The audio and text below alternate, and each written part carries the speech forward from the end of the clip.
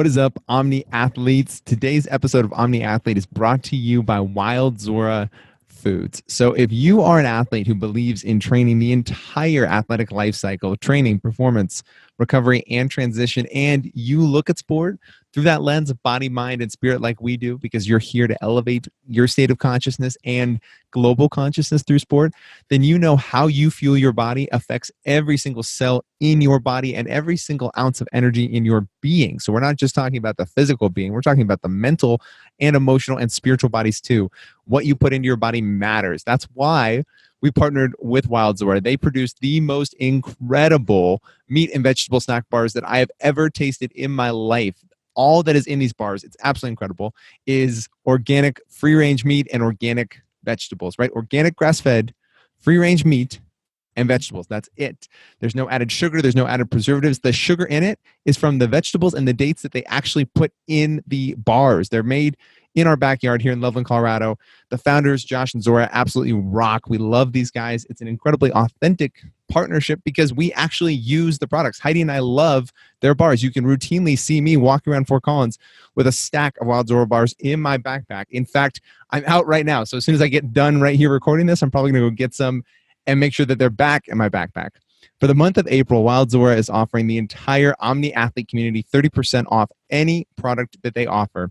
At checkout, just put in the code TEAMOMNI30, 30% off everything. And any of you athletes out there who are not meat lovers, maybe you're feeling yourself completely vegetarian, or maybe you're just not a huge fan of meat as an in-between snack on the go for your fuel, they also have vegetarian options for you too. They've got meals to go and just an entire range of products that serve you and that serve the entire athletic life cycle, whether you're a meatitarian, vegetarian, or something in between. So go check them out, wildzora.com. At checkout, put in the code TEAMOMNI30 and you can get 30% off anything, everything. Check it out. We love these guys. We want to see you support them because they're supporting us and support the mission of Omni Athlete, which is to bring higher consciousness into sport. Now, let's dive into today's episode of Omni Athlete. Welcome to another episode of Omni Athlete. You believe that you can be more, and so do we. We created this show and company to do it with you by empowering your performance with the wisdom and techniques of the world's highest achieving body, mind, and spirit competitors. Okay, so today's guest is an author, athlete, and facilitator who was recognized by the outdoor industry as the most fearless extreme female athlete in North America during her 12-year run as the best woman big mountain extreme skier in the world. But what appeared as fearlessness to the outside world was actually the power of her will to repress her fear until it became too much to bear, and the rigidity of her unfelt fear forced her to walk away from skiing completely. Burned out and dealing with the intensity of PTSD from seeing so many near-death experiences firsthand, she spent 15 years in Zen training to bring awareness to, develop, and strengthen the intimacy of her relationship with fear. Now, as a fear specialist and mindset sports coach, she has worked with best-selling authors, world-renowned entrepreneurs, extreme athletes, and researchers to demonstrate why developing an authentic and honest relationship with fear is the key to peak performance in sport and life. It's my pleasure to introduce to Omni Athlete, the class of 2018 inductee into the U.S. Ski and Snowboard Hall of Fame, Kristen Ulmer. Welcome to the show, Kristen. Hi, glad to be here. So fear is this really giant concept. And the first place that I want to start actually is with, where does love fit in to fear? Well, we hear all the time that there's only love and fear, and which are you going to choose? Are you going to choose love or are you going to choose fear? Yeah. But I say we got to learn how to love our fear. And I kind of liken it like this. Imagine that you have a house full of children. You're a parent to a house full of children, and half your children are love, joy, gratitude, forgiveness. The other half are fear, anger, sadness, despair. Despite your best intention, would you be able to treat them all the same way? Mm-mm. No. So what we tend to do is nurture, love, show off to the world these children over here. And these children, we lock in the basement, we throw away the key, we want nothing to do with them. And, we have a gratitude practice and joy and love and all that. We choose love. But what do you think is happening in the basement? We're denying these children their rightful place in our lives. They're pissed off down there. They're kind of in mutiny. And they will not be denied. They're going to get out no matter what. And so the other thing, because this is a platform talking about athleticism, I would actually say that love has its place, but I'm a facilitator and I do voice dialogue. I've facilitated athletes in the voice of love. You don't perform very well when you're performing from a place of love, let me tell you. Interesting. Not to say that you perform well from a place of fear, but I do recognize that fear was probably my main motivator as an athlete. It was my main draw. I loved feeling fear. I think that the discussion about fear as a resource for great athleticism is a much bigger, juicier conversation than the love. Love isn't going to win Olympic gold medals. We'll put it that way. So as you reflect back on your career, was that awareness of using fear as an asset? Was that something you had awareness of during your career? Not at all. I was a complete moron back then. And I just had a movie coming out, Voices of Fear, and I interviewed 25 different professional extreme athletes about their relationship with fear. And let me tell you, even if the athletes in their 30s and their 40s, even in their 50s, they have no clue what their relationship is with fear, much like I didn't back in my 20s and my 30s. I've learned that there are 4 basic ways that athletes deal with fear. Either they resist fear, and resistance comes in many forms. You could ignore it. You could try to rationalize it away, breathe it out, replace it with something like a visualization. There's many different forms of resistance. So that's the first level. The second level is you accept it. The third level is you learn how to feel it, which takes you into your body. And then the fourth level is you learn how to have an intimate relationship with it. And during my ski career, I had no idea that this was happening, but I had kind of a paradox going on. I both did the first, the resistance, I ignored it. And I also did the fourth, the intimacy with fear.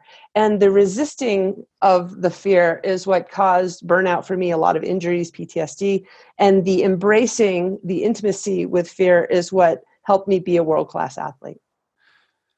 So that is an incredible paradox, right? Because I know as an athlete, I struggle with what to do with fear in the sense of whether I allow myself to feel it. And if I do feel it, how is that different, or what's the next step in then developing that intimate relationship, right? We can bring presence to it and say, hey, I'm scared. Like I'm feeling this sensation right now. But what's that next step that allows us to truly cultivate the relationship? Well, first of all, we have to understand that what we know to be fear actually isn't fear.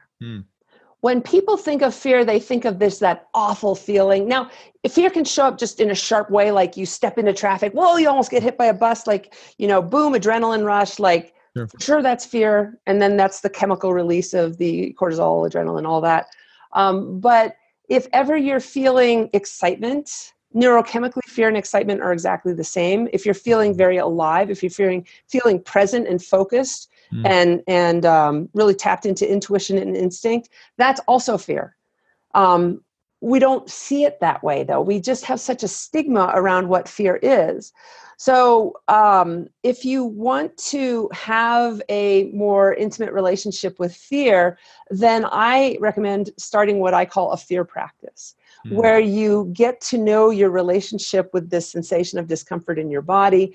Am I resisting it in some way? Am I ignoring it? Am I tapping into it? Like, what is going on underneath my radar that I don't even know about? That is the first step. When you say that fear is the same, or at least another side of that coin to those heightened intuitive experiences, those heightened excitement experiences, do you mean from a physiological standpoint, like we're experiencing it the same way, or how are those intertwined? It's not the other side of the coin. It is the whole coin. Interesting. If you're you can get into a flow state gardening. There's not going to be any fear, right? But the reason why extreme sports are so notorious for taking people into just really higher, just juicy, altered states, like Alex Honnold free soloing El Cap, like that guy was having the best 4 hours of his life. Like, if there's fear in the equation, then that's when life gets really interesting. That's when the flow state is the most magnificent. of anything you've ever had. And it doesn't have to be like, oh, I'm risking my life, but can you just ski a little faster than you ever have? Can you just kind of like, here's your comfort zone. Can you step out of your comfort zone, take a risk where there exists fear? And that's the formula, the willingness to feel fear, and then the fear that comes into your system that takes you into that flow state that we love and talk about so much. So it's almost like as athletes, when we experience those moments of heightened sensation, fear is omnipresent anyway, pun not intended. We just, to your point about putting something in the basement, putting those children in the basement, we just choose not to bring awareness to it, or not to acknowledge that that's part of what we're experiencing. We do. I think that we just don't discuss it. Nobody talks about fear. We don't even call it fear anymore. We call it anxiety or worry or nerves or like risk. Like we've replaced the word fear with anything else. We don't want to talk about fear. And there's a lot of fear shaming that goes on in our culture. Kid says, I feel afraid. Oh, there's nothing to be afraid of. Coach says, I feel, or athlete says, I feel afraid. And the coach says, oh, there's nothing to be afraid of. We're all just taught to conquer and overcome it and let it go and rationalize it away. And imagine that your fear, I love to personify fear. Like here's fear, right? Here's race day, here's big performance day. And in sports and giving a speech and in anything that you're going to do, launching a business. And I talked about the 4 levels. Like the first level, like fear is going to be there. The first level is you're dead to me. Like I'm going to fight you. I'm going to ignore you. I'm going to do whatever I can to just rationalize you away. Like imagine how fear feels if that's a child of yours. They may go away and you think, well, that works, but they're going to come back louder and stay longer next time. And next thing you know, you have an anxiety disorder 10 years later, or the fear is waking up in the middle of the night. Like it's just going to be acting crazy and irrational and desperate for your attention, or it'll show up redirected in other ways that don't seem like fear, like depression or anger or blame. So you just do not want to not invite this child, this, employee, this wisdom, this energy resource into your experience. So that's the first way. The second is accept it. It's like, oh, okay, I accept that you're here. You're a normal, natural part of life, especially if I'm going to do something big with my life today. That's a step in the right direction, but we're still in our heads about it, like rationalizing something about it. Fear is a sensation of discomfort in your body, and we need to deal with it emotionally, not intellectually. So the first 2 levels, we're in our heads about it. And the biggest form of resistance I see is we're thinking about fear, and we're trying to get rid of it by using our intellect. Yeah. So 3rd level is you're doing something scary. Okay, fear, I'm willing to feel you. And you can see the Barry White is starting to play. It's like you and me, like we're kind of headed towards that intimate relationship. Like I'm willing to feel you. These emotions, fear, it wants to be felt. That's how you can honor fear, is by feeling it. And once you are willing to feel it or any emotion, that organically takes you into your body, which is a better place from which to perform than your head. And then the 4th level is when you're intimate with the fear. And all of a sudden the fear, it's like you plus fear equals super you. Like you're like Batman and Robin, stronger together than apart. Like you and me, fear, we're going to do this, and you're going to help me, and you're going to be one of the things that helps me feel alive and present and focused. And that's what we're going for. And to get there, it does turn into something that you, like anything, must practice. Do you think that most burnout that athletes go through is related to whether it's fear being repressed or resisted specifically, or just emotions in general? This topic of burnout comes up in a lot of different areas, and it seems more and more we're learning it really may not have anything to do with our playing, right? A lot of times it has to do with what we are seeing or experiencing or choosing not to see or experience. I'm glad you brought that up, because that's one of my favorite subjects, and I write articles about that. So burnout comes from 2 different possible sources, and it's all related to fear. And this goes not just for athleticism, but also for work, anything for that matter, even relationships. So burnout either comes from not enough fear, like somebody that's in a job and they're not challenged anymore. They're not stepping out of their comfort zone, and they just feel dead inside because they never get to feel the heightened sense that comes from stepping out of your comfort zone and taking a risk, which involves fear. But more often than not, and this is definitely what happened to me during my ski career, because I got to the end of, my 15-year reign of terror, and I was just so burnt out. I felt like I was burnt out on the skiing, but actually I was burnt out on fighting a war with fear, which was taxing all my resources. Like 95% of my energy was spent just ignoring this fear, this child that was trying desperately to get my attention. Yeah. And it wasn't the skiing that I was burnt out. I was so burnt out, actually, that I quit skiing, period. And just even to quit my ski career, I didn't have to quit my ski career. I'd gotten to the point where I was hosting television shows. I had 4 different monthly columns in 4 different ski magazines around the world. I was fully sponsored. I didn't even have to ski anymore if I didn't want to. All I had to do was show up at the parties and drink a can of Red Bull, and I'd get paid. Yeah. So for me to quit because of burnout, it was a pretty desperate situation. And what happens is when you're at war with this huge primary part of your life experience, you don't have any energy for anything else. And I find you can get away with the resistance or repression or the ignoring of fear for about 10 years tops. And then things start to go south. And we're at the point where we even see like 17-year-old gymnasts that are burnt out because they've been fighting a war with fear for the last 10 years. So it is, I think that the most important step that an athlete can take is to have a healthy, inclusive relationship with their fear, because not only then they won't become burnt out after 10 years and they won't have PTSD in my case, or they won't have a lot of injuries because you have to become so rigid to not deal with your fear and, you're not slinky-like anymore and you break. Is to have a healthy relationship with fear, because then you don't have any of the problems associated with resisting it. And then you have all of the perks associated with embracing it or being intimate with it. Do you think in the relationship we develop or the pattern we develop in resisting that fear, do you think for most athletes that's triggered by something? Like, is there a point where we go through, whether it's a traumatic experience, we have something that indicates to us that's what we have to do to take that next step? I mean, is this a consistent pattern you see with athletes that have resisted it for extended periods of time? Great question. Glad you asked it. The reason why people get into this pattern is because it's taught. It's taught by parents, teachers, coaches, fear and anxiety experts. Yeah. I would say that I'm maybe in the 1 percentile that doesn't teach it. We're all taught to, if you have, let's say you're about to perform and you're feeling anxiety, what are we taught to do? Well, you need to put that out of your mind. There's nothing to be afraid of. You ski great. You are a great gymnast. Visualize success. Replace it with something else that's not so unpleasant. Take 3 deep breaths. Breathe in calm. Breathe out your fear. Meditate. All these things that we do to try and get rid of that child, they work, otherwise they wouldn't be taught. Like, make no mistake, you feel better. But that child goes away, and like I mentioned before, it comes back and it's screaming louder next time. And it takes a little bit more effort next time to make it go away.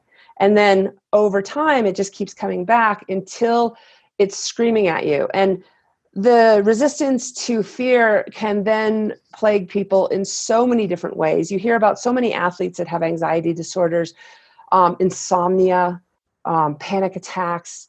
I can't tell you how many athletes I see that say, oh, I'm fearless in my sport, but then they have all these issues. They're on antidepressants. That is because they're not dealing with their fear in an honest way during their sport.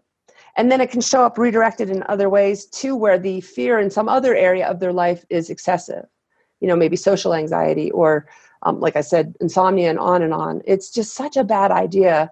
And the injuries too that start to happen. I see this in ski racers a lot. They get to be in their 30s and they just start having injury after injury after injury. And we think, oh, it's because they're getting older. No, it's because they become so, and I had to do this too. I felt I had to. I became really rigid, stoic, arrogant, manly. You throw a slinky against a wall, it's fine. You throw a tin can against the wall, it breaks, right? Like if you're in a violent sport like skiing, you just start to break. It really, literally is as coaches, as teachers, as parents, we have got to start teaching a different form of emotional intelligence than the one that we're taught. And that's how, we can turn this around. Like, can we get coaches, parents, influencers to support these athletes when they say, I feel afraid, and instead of saying, well, let that go, or there's no need, to say, well, you're supposed to be feeling fear. This is scary. What does it feel like? Can you feel the energy of it? Does it feel awful? And if it feels awful, surprise, surprise, it's usually not the fear that feels so awful. It's the resistance to the fear that feels awful. It's I don't want to feel this. There's something gone wrong. There's something wrong with me. It's a sign of personal weakness. It's a character flaw. I don't want it. I don't want it. I don't want it. That's the awful feeling. But if you support the athlete into a healthy, inclusive relationship with that, then it won't feel awful anymore. That's energizing, Kristen. Wow. Before I ask my final question, where can these guys go to connect with you online? If you need help making that transition, go to KristenUlmer.com. Buy my book, for sure. The Art of Fear is a great resource. Why Conquering Fear Won't Work and What to Do Instead. I have courses, live events, ski camps. I do one-on-one. And I have a lot of content to help people on their journey to making friends with their fear and turning it into a resource for aliveness. Awesome. So this show is called Omni Athlete because we want to understand what it takes to be the ultimate body, mind, and spirit competitor. So the final question is, what does being an Omni Athlete mean to you? Well, we all want to be in flow. And flow suggests water. And all these 10,000 voices, the good and the bad, are like droplets of water that run into, through, and out of my life. And as long as you're in flow with all of them, they all stay in your system 10 to 90 seconds and they're gone. There's always room for something else to enter. If you're not in flow with them, if you see something that you don't like fear, and you try to get rid of it, the hose becomes kinked. You're no longer in flow. And then that fear just starts recirculating. And it becomes all you know. And there's very little room for anything else to enter. So for me, being an omni athlete is being in flow with all of the experience of being an athlete, the good, the bad, the success, the failure. Like, that's being in flow with your life. That's kind of the new enlightenment, to borrow an old word that nobody likes. And in this place, because there's always room for something else to enter, you can get in the gate and you can make a shift and become anything that you want because you're free and in flow, and then anything becomes possible.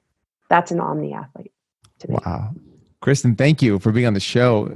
Guys, go check out the content that Kristen has, dive into her world, read her book, grab onto the information and transformation she's sharing, because as athletes, it feels so natural for us to want to compartmentalize and push away parts of the experience of being an athlete that are just, and human experience, that are just so natural to our desire to achieve peak performance. And what you're going to learn so fast when you connect with Kristen and see the work that she's doing is that you don't have to push these away. And in fact, as she said, the more you turn towards them, whether it's fear, whether it's anger, whatever the emotion might be, the more that you gain a resource and a power and a path that otherwise you were just trying to ignore and push away. And it is an incredibly liberating feeling to know that's an option to you. So go check out the work she's putting together, get her book, connect with her online, and until next time, thank you for watching this episode of Omni Athlete. Bye. Hey, what is up, guys? Thank you for watching another episode of Omni Athlete. Please, please, please go like and subscribe to our podcast. That is our goal right now, is just to build this community as big as we possibly can, and we need your help to do it. So like and subscribe, share our content, guys. If this content adds any value to your world, that helps you perform, connect, go deeper, go wider, whatever it is that it does for you, if it provides value, all we ask is that you share our content and help grow this community. We can't accomplish our goal of elevating global consciousness through sport without you. You are an integral part of this mission and this purpose, and we need your help. So please go like, subscribe, and share our content, and continue to help us build and grow this community that is truly motivated to not just elevate consciousness, but elevate and shift the very culture of sport so that we can truly experience the athletic experience in a brand new and energizing way for so many people, guys. So thank you, and please like and subscribe. Until next time.